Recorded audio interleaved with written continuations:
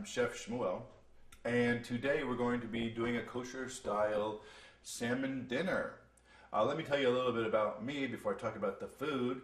My background is in cooking, obviously. Since about 1995, I went to cooking school in London at the Cordon Bleu, in Los Angeles at Epicurean. I've taken some classes in the south of France, and after that, I worked as a private chef, and I had my own catering company. I worked on movie sets, and I've just had a wonderful time cooking and enjoying food, and feel so privileged to be able to share my knowledge with you.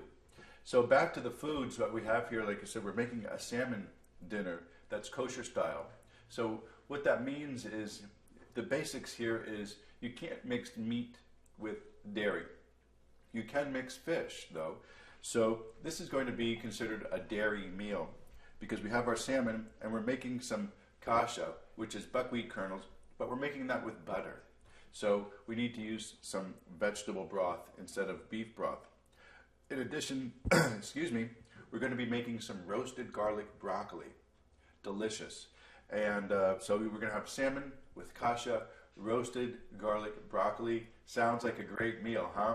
We'll keep clicking, and we're going to show you step by step how to get it all done.